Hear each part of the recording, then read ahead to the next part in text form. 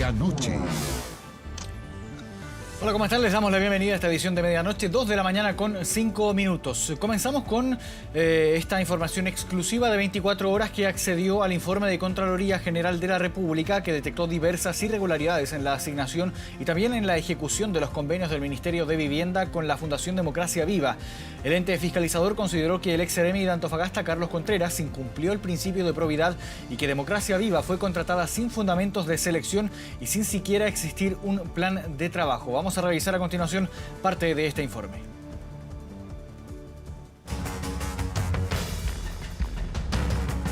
Los convenios firmados están todos en regla.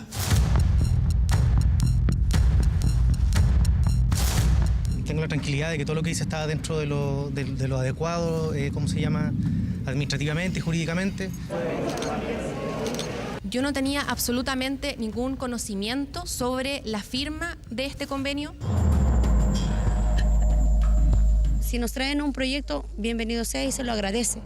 Pero eso no significa que van a venir y dejar los proyectos a medias.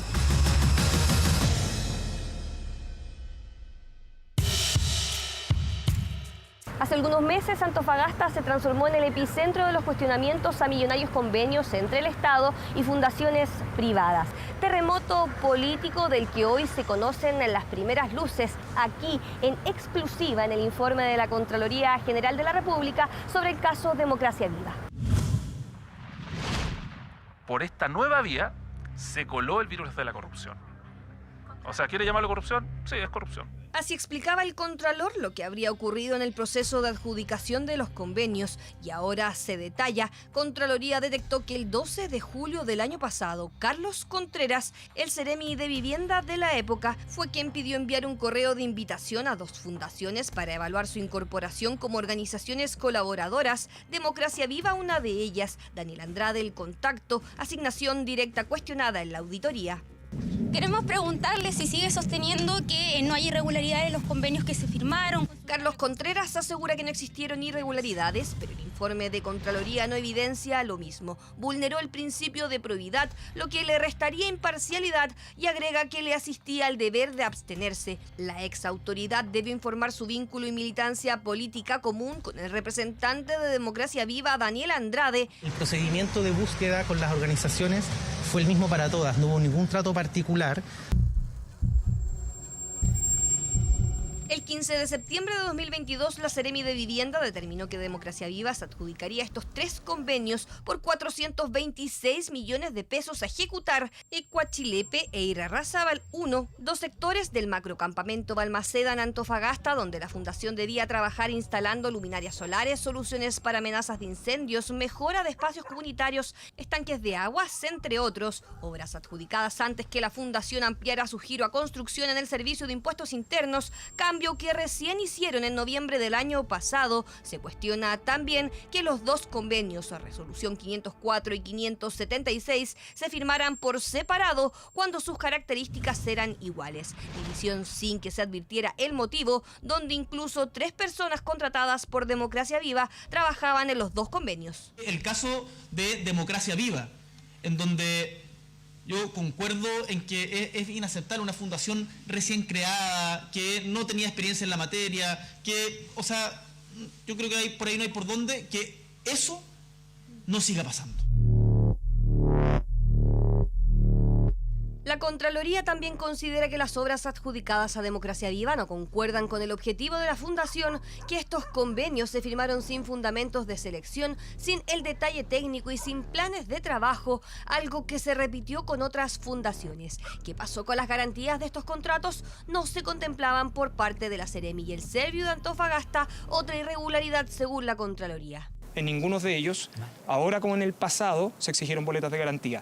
Eso, desde el punto de vista de la buena gestión de los fondos públicos, aunque no sea una exigencia normativa, el gobierno considera que es un error. La rendición de cuentas de las organizaciones también arrojó debilidades. Se hacían en planillas Excel que podían ser modificadas sin un sistema de rendiciones. La auditoría de la Seremi de Vivienda y el Serviu de Antofagasta detectó que 15 personas contratadas por diversas fundaciones también realizaron labores internas en las oficinas del MIMBU. Y esas personas fueron contratadas por las fundaciones y cumplían funciones de apoyo en Ceremi o Cervi. Una de ellas fue financiada por Democracia Viva, la misma organización a la que debía revisarle rendiciones de transferencias entregadas por el ministerio. Bueno, y hablando de Democracia Viva, la polémica fundación presentó un recurso para no reponer los 391 millones de pesos que la Seremi de Vivienda de Antofagasta le había solicitado luego que se desatara el escándalo. Esa es la última de las polémicas desatadas por la fundación por el término de los 3 convenios que ordenó la Seremía de Antofagasta, término que la Contraloría consideró se hizo sin que se adoptaran las medidas en el tiempo correcto. Por los incumplimientos encontrados, a juicio del ente fiscalizador, se podría haber pedido el incumplimiento total del convenio y por ende la restitución total de los recursos que hoy el mismo busca recuperar por la vía judicial, como confirmaba el ministro antes de conocido este informe. El Consejo de Defensa del Estado lo que ha planteado es que aquí hubo hechos de fraude, o a lo menos 2 hechos de fraude, y eso por lo tanto tienen que responder. Y además tienen que restituirse los dineros. La Contraloría General de la República iniciará un sumario en la Seremi de Vivienda y el Servio de Antofagasta tras esta auditoría para determinar si existieron responsabilidades administrativas en el caso, antecedentes que también enviará al Consejo de Defensa del Estado y al Ministerio Público, que investiga desde junio a Democracia Viva, al igual que lo hizo la Contraloría. Informe que por primera vez revela la forma en la que Democracia Viva, su representante y el ex Seremi firmaron los polémicos convenios. Vamos a continuar con política. ¿Podría surgir un enfrentamiento entre civiles debido a la iniciativa que endurece medidas en contra de las usurpaciones? El Senado despachó a ley el proyecto, pero por este motivo el gobierno analiza un veto. La posibilidad de que un hecho de este tipo ocurra divide al mundo político, que acusa populismo penal y mentiras en el Congreso Nacional.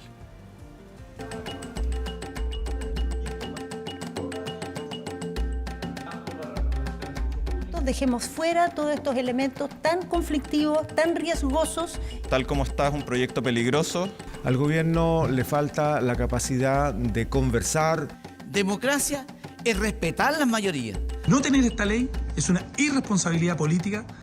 Definición presidencial que marca una nueva polémica en el Congreso, esta vez por la ley que endurece las penas por las usurpaciones en terrenos. Y es que, a pesar de haber finalizado su tramitación legislativa, la norma no será promulgada en el corto plazo. Vamos a ir por el veto acá, porque lo que nos interesa es corregir este proyecto. Y en realidad, transversalmente, en el fondo de su corazón, todos saben que este proyecto, así como está, es un problema.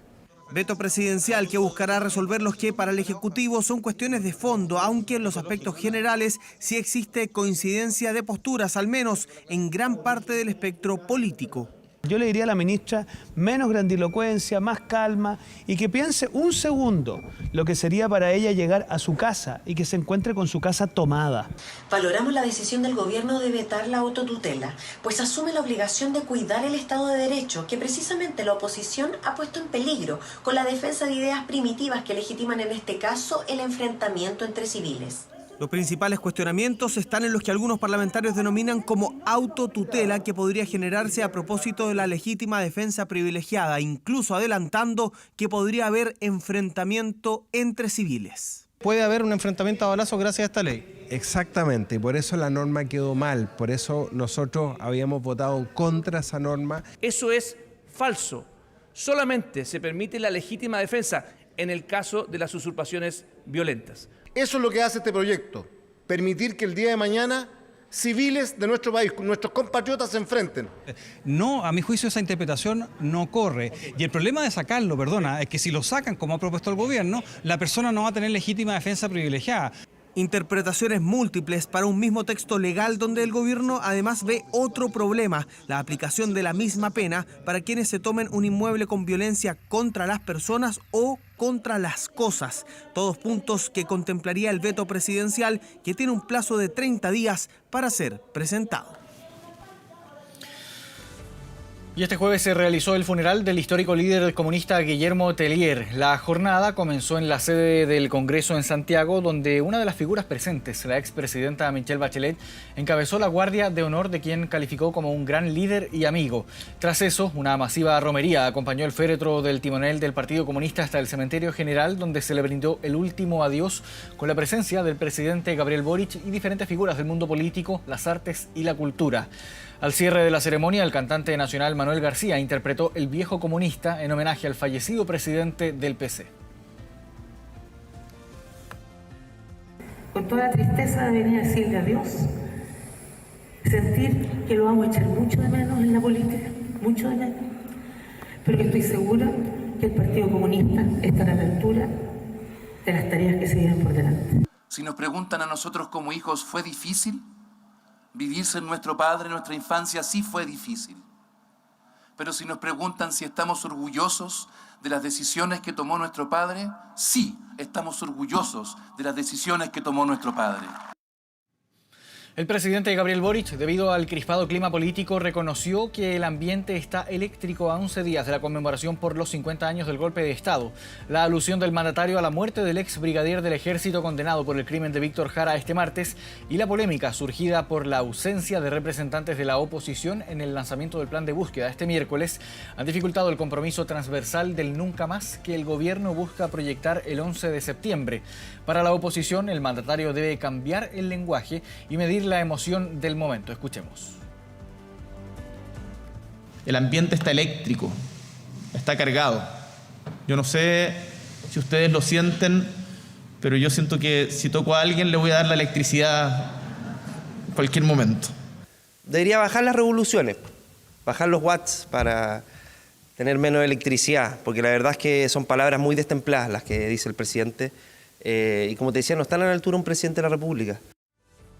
Y en las entrevistas que han estado realizando nuestros equipos a expresidentes de la República, esta vez fue el turno del expresidente Sebastián Piñera, quien habló, por cierto, de los 50 años del golpe de Estado, pero también conversó y abordó las dificultades que tuvo en los momentos del estallido social. Escuchemos parte de sus palabras. Siento que el 18 de octubre la izquierda no fue respetuosa con la democracia. Validó, justificó, impulsó, apoyó la violencia, y eso no se justifica nunca. Y además, no respetó las reglas de la democracia. Yo creo que muchos sectores de izquierda querían derrocar al presidente en ese instante. Yo creo que en octubre del 2019 y los días y semanas posteriores hubo un claro intento por destruir la democracia. Y por... ¿De quiénes? Básicamente de todos aquellos que justificaron, ampararon, protegieron, impulsaron la violencia. Esa violencia irracional, destructiva, que no respetaba a nada ni a nadie, que estaba dispuesta a quemar escuelas, hospitales, estaba dispuesto a quemar pequeños comercios, estaba dispuesto a quemar la moneda o los palacios o el Palacio de Justicia. Esa violencia brutal, en lugar de haber sido condenada en forma fuerte y clara por todos, fue amparada y validada por muchos. Y eso es algo que nunca más debe repetirse. Pero además, recuerde usted que el mismo día, el 18 de octubre, el Partido Comunista estaba pidiendo la renuncia de un presidente que había sido elegido democráticamente. Y por lo tanto yo... ¿Pensó en renunciar en algún momento? Nunca, por una razón muy simple.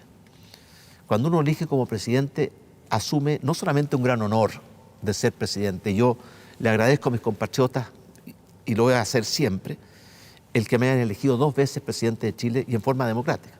Pero también asume una tremenda responsabilidad, cumplir con el juramento que uno hace de cumplir y hacer cumplir la Constitución. Y por tanto yo sentí que mi principal tarea en esos aciagos y violentos días fue proteger la democracia. Y en el marco de las actividades de conmemoración por los 50 años del golpe de Estado, el general director de Carabineros, Ricardo Yáñez, señaló que para evitar posibles incidentes se está trabajando en conjunto con diversos comités organizadores. Escuchemos. En conjunto con varios comités que están organizando las actividades conmemorativas, y la idea es efectivamente generar planes de servicio y actuaciones que sean preventivas, y que vamos a hacer acompañamientos a este derecho que existe a manifestarse. La seguridad es una responsabilidad que nos corresponde a la institución de garantizar ese derecho a manifestación, y que siempre se hagan en el contexto de lo que la ley permite. Nosotros vamos a estar acompañando, y obviamente queremos que esta conmemoración se desarrolle de la forma más pacífica y tranquila, y se pueda desarrollar tal cual como la tienen diseñada.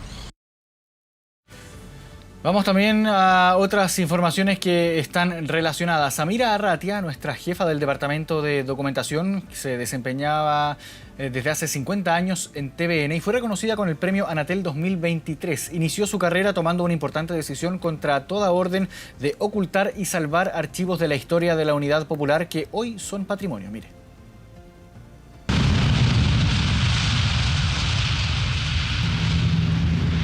pocos días del golpe de Estado de 1973, Amira Arratia, jefa de documentación de TVN, tomó una decisión que la puso en una encrucijada y que le pudo costar la vida.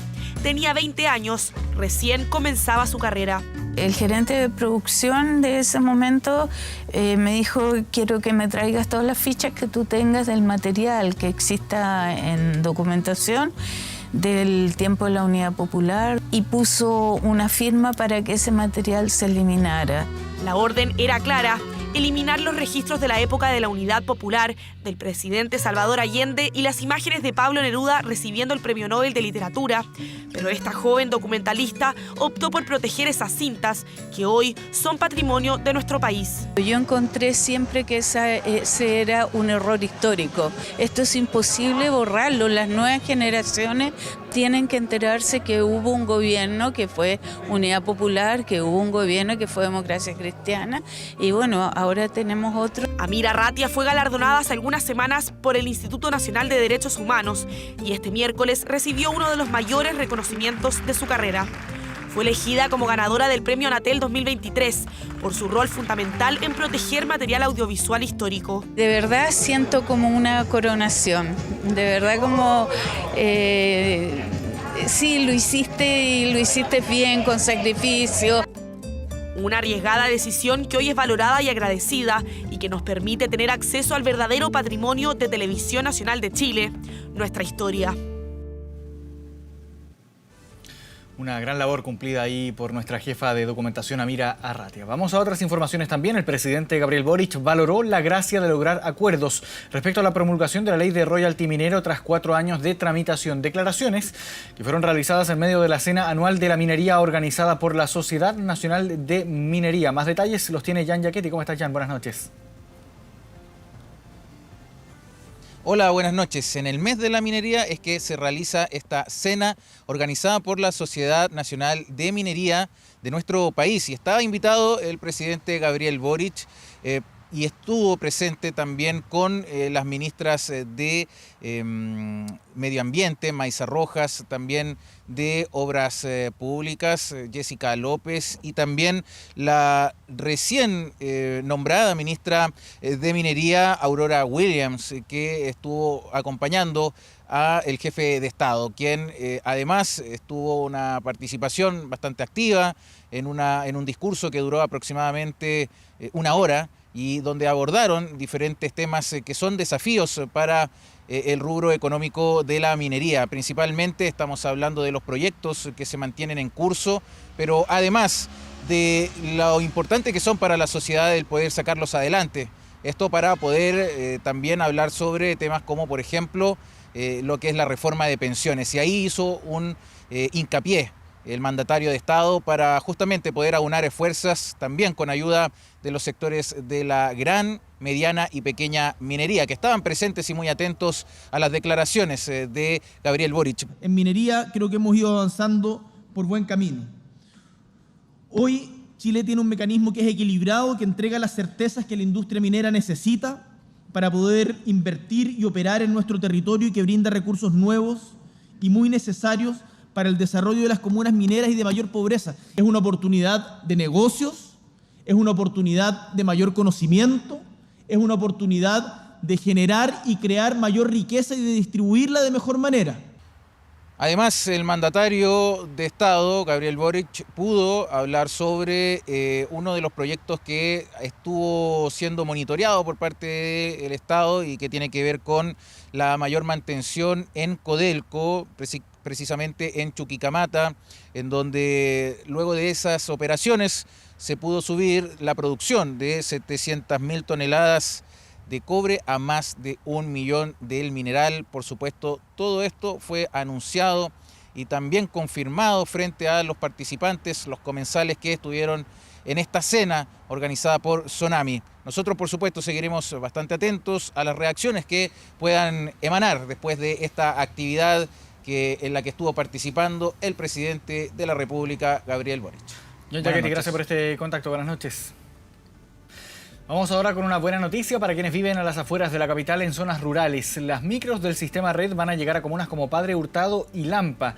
El Ministerio de Transportes y Telecomunicaciones anunció este jueves la ampliación de la cobertura de la red metropolitana de movilidad a diversos sectores rurales. Actualmente, el sistema cuenta con una cobertura en 32 comunas de Santiago. En el año 2007 se integraron las comunas de San Bernardo y Puente Alto y este jueves, tras 16 años, se realizó entonces esta extensión que va a beneficiar a 30.000 personas de Padre Hurtado y a 17.000 personas en Lampa. Además tendrán acceso a una tarifa integrada y también al monto máximo mensual en transporte pagando con el código QR. La elección de estas comunas se dio luego de un estudio donde ambas presentaron los mejores indicadores de cercanía y volumen de población. Para nosotros es un gran beneficio porque es un gran ahorro al bolsillo también para nosotros como vecinos, porque el transporte para nosotros es muy caro. ¿Que nos favorece a todos? Sí, a todos. A todos nos favorece y yo estoy viendo también, especialmente por las personas que son discapacitadas y que en otros micros no tienen opción a subirlas. Feliz, porque esto es lo que lo esperábamos hace años, pero nunca, yo pensaba que nunca lo íbamos a lograr, pero está bien, estábamos muy agradecidos de nuestro alcalde, de los territoriales y así, porque sin ellos no podemos lograr nada. Hoy día estamos anunciando que por primera vez el sistema va a ofrecer servicios más allá de las 34 comunas, son las 32 de provincia de Santiago más San Bernardo y Puente Alto, con que fue diseñado en su origen. Estamos hablando de que se va a ofrecer un servicio para poder llegar aquí, a Padre Hurtado, beneficiando a 30.000 personas, 9.000 hogares a través de un servicio que le vamos a llamar el 131. 2 de la mañana con 27 minutos, hacemos una pausa y ya volvemos.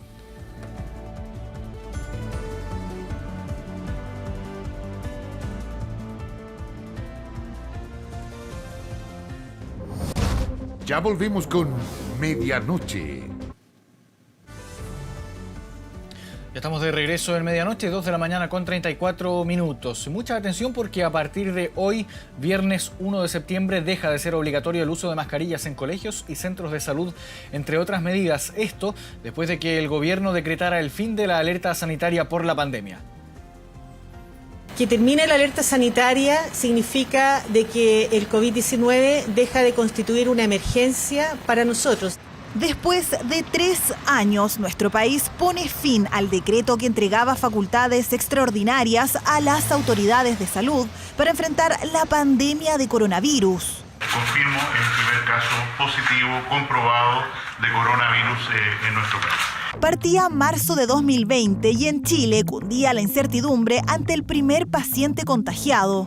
En el mundo crecía el miedo y la información era escasa.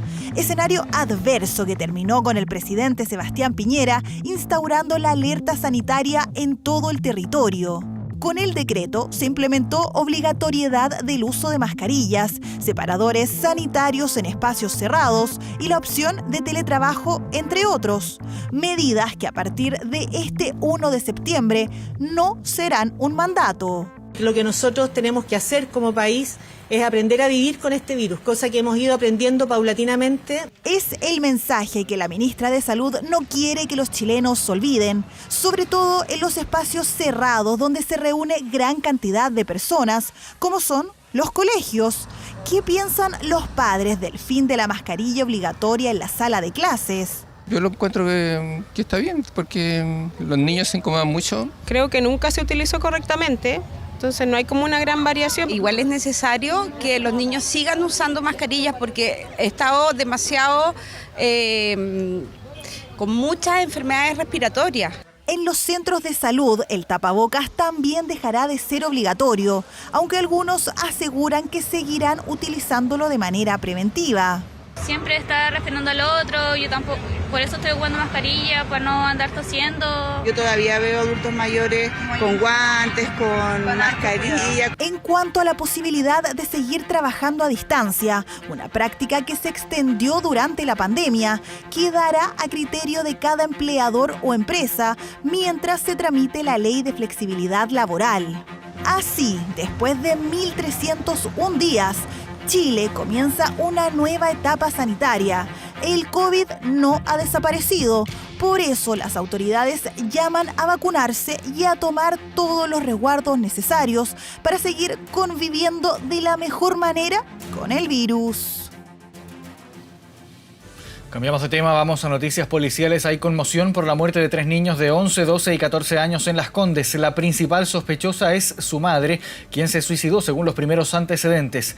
Un horrible crimen múltiple en el que hay más preguntas que respuestas. Con el servicio médico legal en el lobby, carabineros custodiando la entrada y la PDI en el estacionamiento.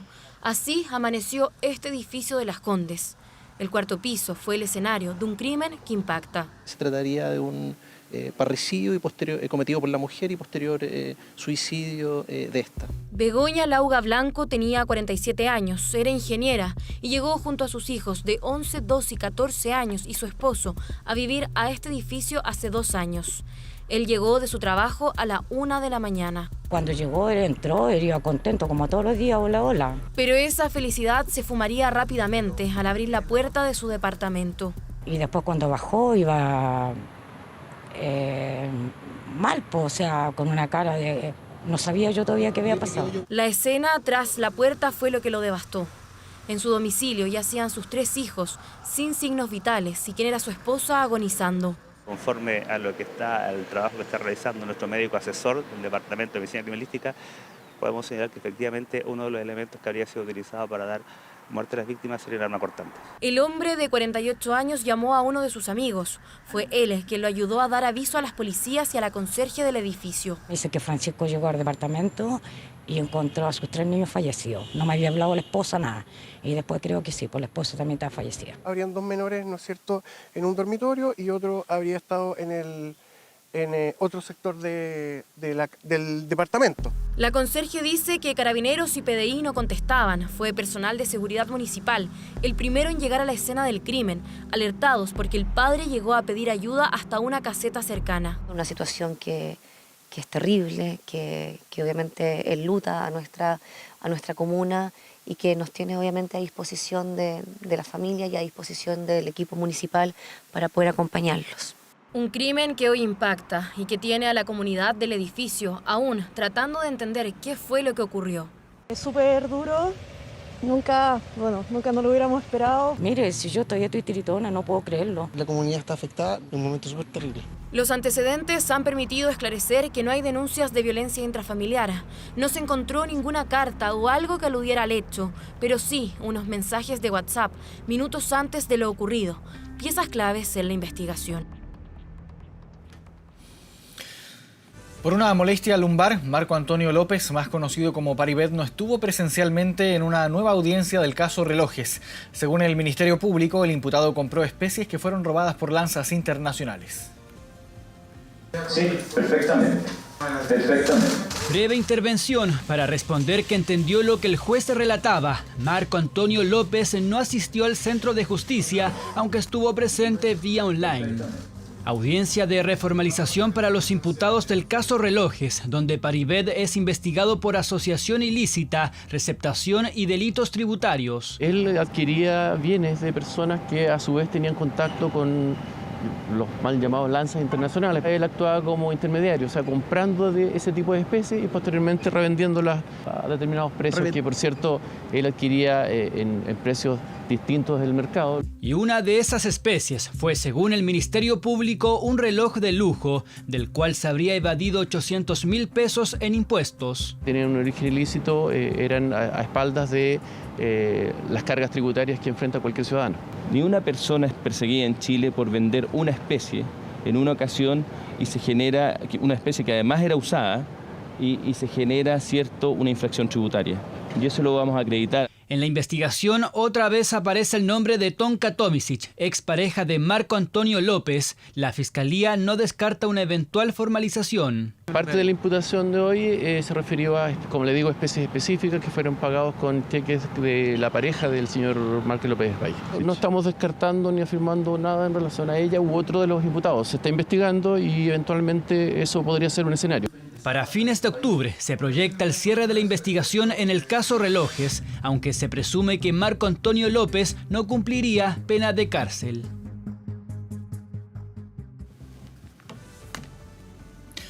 Explosivos, armas, municiones y drogas fueron decomisadas en allanamientos múltiples realizados en 6 domicilios en la provincia de Arauco.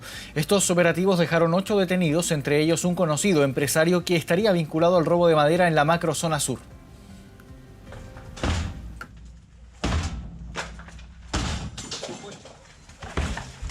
Madrugada en Curanilahue. Detectives irrumpen en uno de los 6 domicilios para los que había orden de allanamiento emanada del Juzgado de Letras y Garantía. ¡Policía! ¡Quédate ahí! ¡Puerta a la frente! ¡Policía! Equipos que terminan así con 1 año y medio de investigación.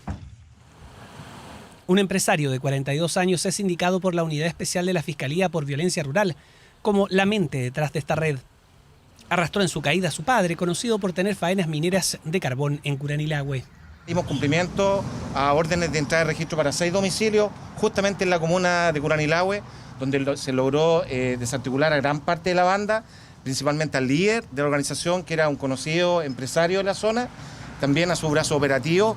Incautaron 11 plantas de marihuana, 54 papelillos de pasta base y municiones. También 2 rifles, uno de ellos antiguo, un Winchester de repetición de 1873, pero apto para el uso de munición de guerra, y pistolas. Se incautaron armas de fuego, se incautó droga, munición, y lo que nos llama mucho la atención es que se incautó una gran cantidad de explosivos plásticos. Son precisamente estos elementos los más llamativos. En los últimos meses, atentados con explosivos hicieron caer una torre de alta tensión en Hualqui, además de interrumpir el tráfico de trenes del puente ferroviario sobre el río Itata en Nueva Aldea. El camino justamente que tenemos que recorrer tanto en la provincia de Arauco como en el resto del país es justamente poder desbaratar estas bandas, y ese es el trabajo que se está demostrando que está haciendo la Policía de Investigaciones en conjunto con la Fiscalía. De los 8 detenidos, 5 llegaron a la formalización de cargos por tráfico y cultivo de drogas, además de tenencia de armas y municiones.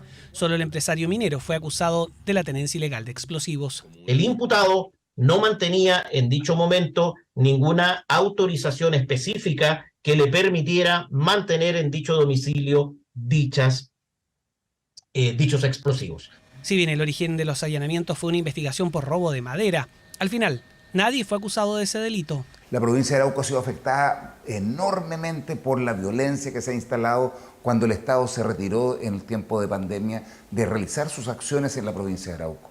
Hoy día, con esta nueva acción realizada por la Policía de Investigaciones bajo la dirección del Ministerio Público, recuperamos parte de la soberanía y la tranquilidad. Esta es la forma de proceder en contra de quienes, tras este robo de madera, financian la violencia en la macrozona sur. Hoy están todas las condiciones legales, toda la fuerza de la ley, todo el apoyo político para desbaratar de una vez por todas este crimen organizado, este terrorismo. Para 3 de los 5 imputados se pidió prisión preventiva. Se excluyó a una joven a cargo de un menor de edad, la que quedó con arresto domiciliario, y al mismo empresario pirquinero por la eventual regularización de la compra de los explosivos, más no del almacenamiento urbano. ¡Policía! ¡Policía! 2 de la mañana con 45 minutos. Vamos a las calles de Santiago. Carlos Melín tiene el informe policial de estas últimas horas. Carlos, ¿cómo estás? Buenas noches. Hola Marco, buenas noches. Claro, nosotros vamos a darles cuenta a continuación de la detención que ocurrió de un hombre de 47 años en la comuna de La Pintana, que escuche bien, incluso tenía un fusil de asalto y bastante droga. Todo esto ocurre a raíz de trabajos de carabineros en el contexto del plan de intervención masiva que despliega la Policía Uniformada en diferentes comunas de nuestro país. Y es en ese contexto donde había un hombre, hombre que contaba con antecedentes policiales por delitos como robo y hurto, y Carabineros en flagrancia lo siguió porque este hombre se da a la fuga e ingresa hasta un domicilio ahí en la población Santo Tomás, en un departamento, y es ahí cuando Carabineros ingresa hasta las dependencias de este lugar y se encuentra con una gran cantidad de armas de fuego, de municiones y de drogas. Por decir algunos, se encontró un fusil de asalto, más de 1000 cartuchos de distinto tipo de municiones, más de 20 cargadores para armas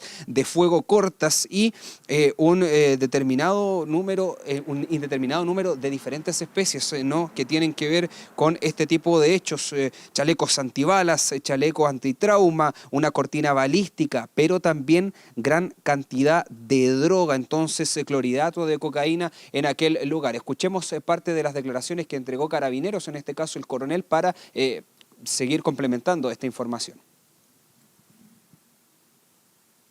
El individuo estaba a pie, huyó a pie, ingresó al domicilio y no hubo participación ni de otras personas ni tampoco de vehículos. Bueno, dentro de las armas de fuego, aparte de las pistolas, arma corta que les mencioné, está un fusil de asalto calibre 7.62 de fabricación húngara, que está, por supuesto, incautado en este momento. Hay armamento que no registra antecedentes, no tiene número serie, otros no tienen antecedentes de extravío. Sí, también 8 kilos de clorhidrato de cocaína, el OS9 y la Bocar. Entonces se está trabajando a cargo de este hecho, donde incluso, Marco, se encontró un mapa o distintos mapas con casas, con direcciones, con autos y bueno, todo esto destinado para cometer delitos. Entonces es la detención de este hombre con este gran arsenal ahí en la comuna de La Pintana. Carlos Melín, muchas gracias por este contacto. Buenas noches. Buenas noches. 2 de la mañana con 48 minutos. Pausa, ya volvemos.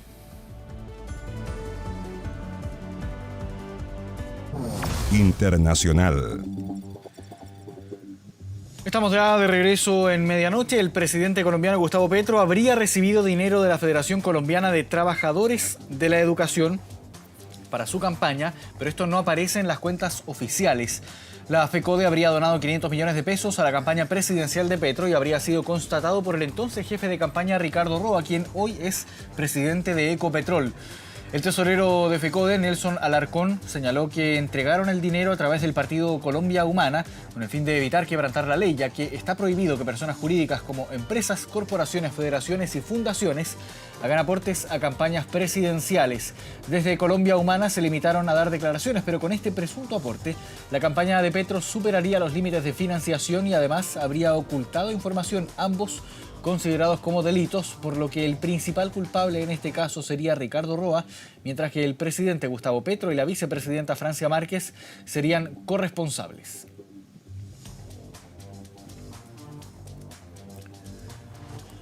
Les contamos también que la policía de Ecuador confirmó la explosión de 2 coches bomba en Quito, elevando la preocupación por la inseguridad en el país. Varias explosiones remecieron el centro de la capital la noche del miércoles y la madrugada de este jueves.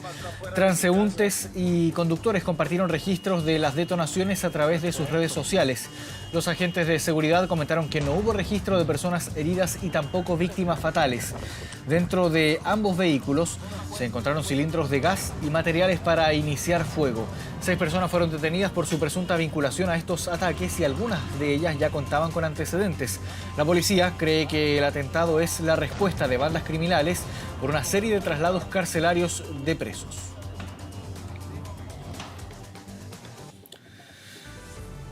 Dos de la mañana con 57 minutos. De esta forma llegamos al final de medianoche. Gracias por haberse informado junto a nosotros y los invitamos a que sigan en Televisión Nacional de Chile, Canal 24 Horas y todas sus plataformas. Buen viernes para todos.